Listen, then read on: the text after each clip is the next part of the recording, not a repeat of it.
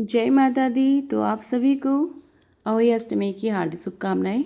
तो आज मैं आपको अहोई अष्टमी की सरल सी आसान सी विधि बताने जा रही हूँ। यह अहोई अष्टमी का जो व्रत रखा जाता है वह हर साल कार्तिक कृष्ण पक्ष मास की अष्टमी तिथि पर रखा जाता है।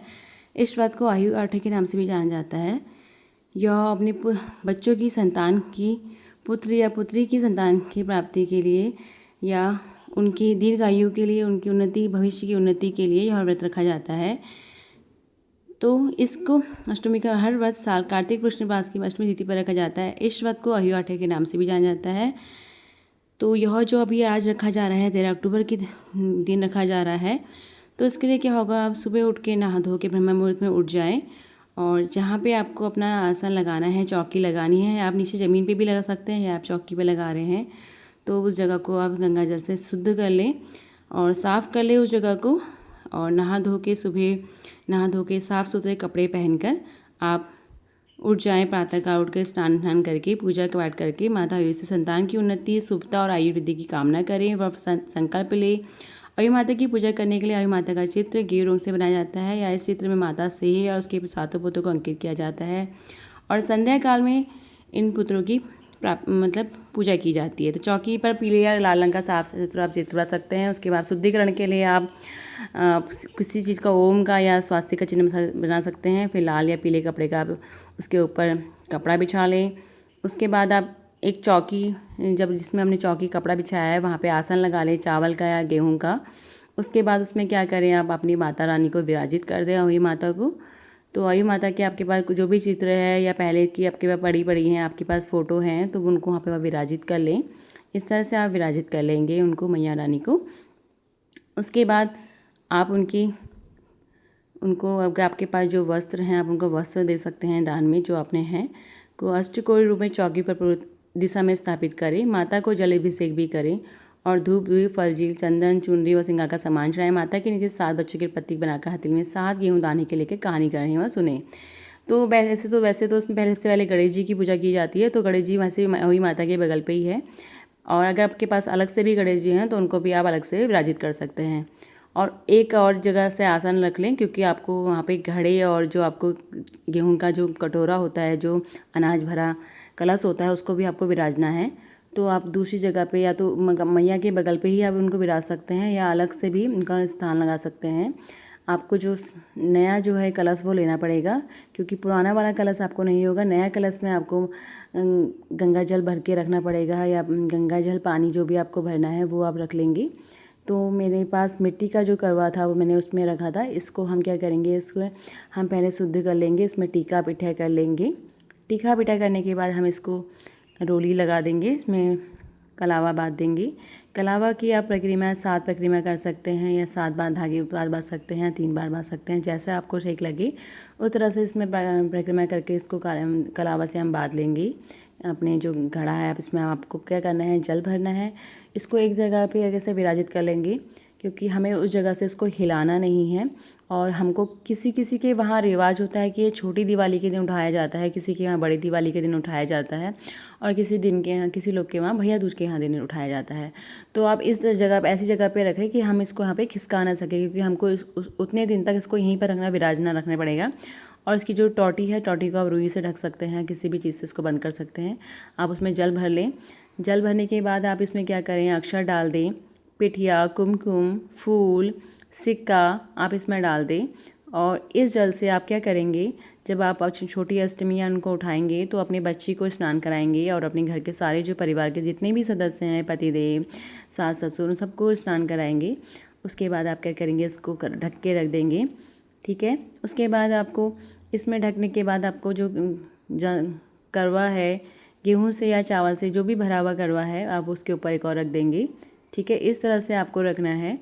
और इसको भी आप कलावा से बांध के रख दें, इसमें टीका बिठाई कर दें। ठीक है, इस तरह से आपको रखना है, आसन आपको रख देना, बिछाना है। और अपना देख लेंगे कि ये हिलना ना चाहिए, क्योंकि हिल जाएगा तो इसमें आपको दिक्कत हो जाएगी। तो इस तरह से मैंने यहाँ पे रख दिया है। और उसके बाद आप क्या करेंगे, इसमें भी आप अपना जो आपका घड़ा है, ये घड़े को आप ढक के रख देंगे ऊपर से। कलश को आप इसको भी ढक के रख लेंगे। ठीक है, इस तरह से आपको इसका करना है। आपको जिस तरह से आपको लगता है कि सुविधा आपको लगे वहाँ पे आप इसको विराज देंगे। मैया के बगल में भी विराज सकते हैं। उसके बाद ढक के इसके ऊपर मिठाई या प्रसाद या बतासे आपको जो रखने हैं वो आप रख सकते हैं अपनी श्रद्धा के अनुसार। ऐसा कुछ नहीं है कि मैया को ज़्यादा मांगती है। अब नॉर्मल सी चीज़ें जो बतासे हैं वो भी आप इसमें रख सकते हैं। और इसके बाद ऐसे इस तरह से आपको रखना है। और आप फिर चावल का भी कटोरा रख लें साथ में आपको, क्योंकि इन चावलों को आप दान कर सकते हैं मैया लोग को चढ़ाने के लिए। और घी का दिया एक बना के रख लें। घी का दिया आपको रखना है, अक्षत फूल सब सामग्री आपके पास आप यहीं पर सामने अपने मैया के पास रख लें। और ये सब सामग्री की आपको ज़रूरत पड़ेगी। और बयाने के लिए आपको अपनी सास को जो बयाना देना है उसके लिए एक साड़ी रख लें जो आपकी सास पहनती हैं। दक्षिणा रख लें जो जो आपकी सास को पहनती हैं। उसमें चूड़ी बिंदी आपको रखने हैं। और 8 तरह के आप सामान रख लें, पुए बना लें 8 तरह के। उसमें ड्राई फ्रूट्स हो गया, कुछ जो भी आपको दान देने हैं। और पेठे का मिठाई का इसमें आपको दान देना होता है। इसको आप खाना नहीं चाहिए। आप इसको जो अपने आपके जो सास ससुर हैं, आपके घर में जो भी बड़े हैं उनको दान दे दें। फल फूल 8 तरह के पकवान आप दान में दे सकते हैं, या पूरी होरी बना के आपको जो लगता है कि आपको दान करना चाहिए पूजा करने के बाद आप सब दान कर दें। और ये सब चीज़ दान में जाती है। और बयाना निकाल देंगे जो भी आपके घर में बड़े हैं तो फिर उनको भोग लगा दें या जो भी आपको करना है। और एक लोटा भर के रख लें जिससे आप अपना व्रत खोलेंगी। यह व्रत निर्जला रखा जाता है। कोई कोई तो ये करता है कि सुबह पूजा करके सूर्यदेव को जल चढ़ा के भी पानी पी लेते हैं। और जैसे जिसके वहाँ जैसा रिवाज है, अगर आप ज़्यादा निर्जला व्रत नहीं रख पाते हैं तो आप इस तरह कर सकते हैं। वैसे तो इसका जो सही व्रत रखने की विधि है, ये आपको जो आपके तारे आते हैं, तारे को अर्घ देने के बाद ही व्रत खोला जाता है। इस तरह से आप करें तो ज़्यादा आपका उत्तम रहेगा और आपके बच्चे के लिए ज़्यादा भी श्रेष्ठ रहेगा, क्योंकि विधि यही कहती है कि तारों को देख के करें। उसके बाद अहोई माता को सबको टीका लगा दें, जो इतने भी है चाँद चंद्रमा शंकर भगवान पार्वती मैया कलश सबको लक्ष्मी माता, इन सबको आप चंदा पीठिया टिकिया करके फूल अर्पण करके सबको इनको माता रानी को जो आपके पास वस्त्र हैं वस्त्र चढ़ा लें। वस्त्र में आप कुछ भी दान में दे सकते हैं जो आपके पास वस्त्र हैं। ज़रूरी नहीं है कि आप आपके पास चुन्नी जो वस्त्र ही लेके आएँ, कोई भी का वस्त्र आप दान में दे सकते हैं। आप कलावा भी माता को रानी को भेंट कर सकते हैं। ऐसा नहीं है कि माता रानी को कुछ ज़्यादा बड़ा चाहिए, आप माता रानी को कलावा भेंट कर सकते हैं इस तरह से जिस तरह से मैंने रखा हुआ है। और उसके बाद आप गणेश जी जो हमने विराजित करे हैं उनको भी आप कलावा भेंट कर दें। सब जो भी आपने यहाँ पे घड़े रखे हैं, यहाँ पे कलश भरे हुए पानी का कलश भरा है, उनको भी आप इस तरह से कलावा भेंट कर दें। वैसे हमने कलावा उनको पहना दिया था, आप ऐसे करके भेंट भी कर सकते हैं। जिस तरफ से आपको सुविधा लगे उस तरफ से आप करें। इस तरफ से आपको सारा जो पूजन सामग्री आपके पास होना चाहिए व्रत करने के लिए। ज़्यादा माता को बस थोड़े से में माता रानी प्रसन्न हो जाती है।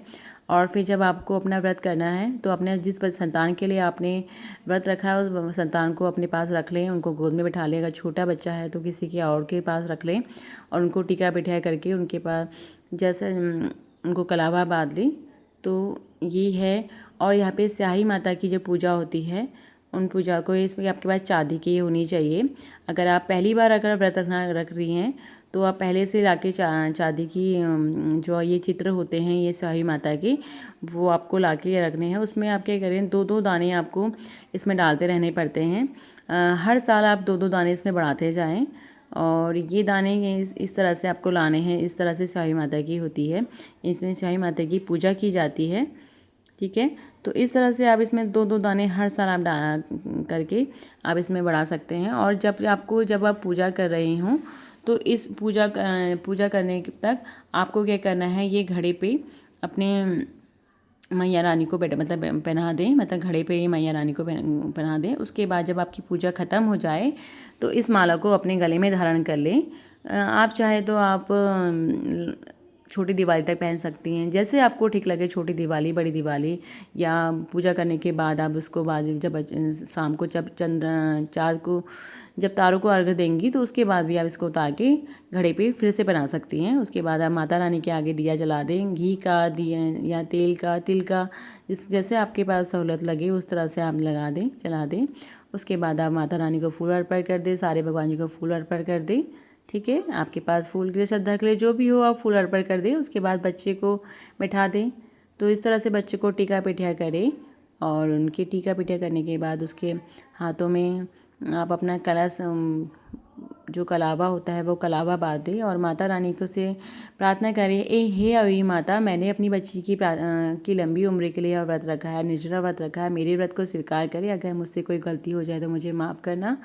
और अपनी बच्ची के लिए संकल्प लें, अपना नाम बोले, बच्ची का नाम बोले और इस तरह से आप अपनी बच्ची को टीका पिठा करके उसके लिए आगे उसको फिर कथा पढ़ें, माता रानी के आगे कथा पढ़ें और कथा सुनाएं। बच्ची को भी कथा सुनाएगा, बच्चा कथा सुनने के छोटा बच्चा नहीं है, बड़ा बच्चा है तो उनको अपने साथ बैठा लें, कथा सुनाएं, क्योंकि कथा सुनना बच्चों के लिए भी अच्छा होता है, माँ को भी सुनाना कथा अच्छी होती है।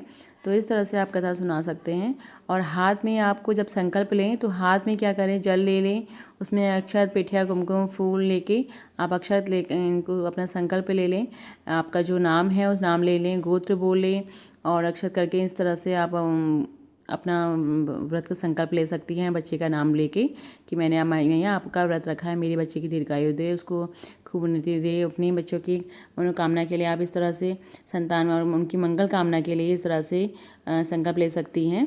ठीक है, उसके बाद संकल्प आप व्रत करें। व्रत का आपको अगर व्रत आती है, व्रत विधि पता है तो व्रत कर लीजिए, या अगर आपको आरती आती है तो आरती कर ले, नहीं तो आप जो दिया आपने जलाया है उस दिया को आप 7 बार क्लॉकवाइज घुमा के भी आप अपनी पूजा को ख़त्म कर सकती हैं। इस तरह से भी पूजा मानी जाती है, ज़रूरी नहीं है कि आपको आरती आना ज़रूरी है, इस तरह से भी आप अपनी पूजा को कर सकते हैं और माता रानी से प्रार्थना कर सकते हैं कि मेरे इस व्रत को आप सफल करिएगा, हमसे कोई कुछ भूल हो जाए तो माफ़ करना माता रानी। इस तरह से आप व्रत कर लें और अहिम अष्टमी माता का नाम लेके आप अपनी पूजा को सफल करें। ठीक है, इस तरह से आप सब जगह ध्यान दिया कर लें। और इसी का आपको निर्जला उपवास रखना है। अगर आपने सरगी सुबह खाए रखी है तो ठीक है, नहीं तो बिना सरगी के भी आप रख सकते हैं, क्योंकि 6 बजे तक आपका तारे दिख जाते हैं। और इस तरह से जिस तरह से मैंने पूजा कर रखी है इस तरह से आप कर लें। ठीक है, इस तरह से आपको 7 बार क्लॉक वाइज घुमा लें अपने दिए को इस तरह से, और फिर माता रानी के सामने उस दिए को रख दीजिएगा और माता रानी को प्रणाम करके फिर आप चंद्रमा सूर्य भगवान जी को आप जल अर्पण कर दें। और अगर आपको ज़्यादा देर तक नहीं रख सकती हैं तो आप उसी समय आप कर सकते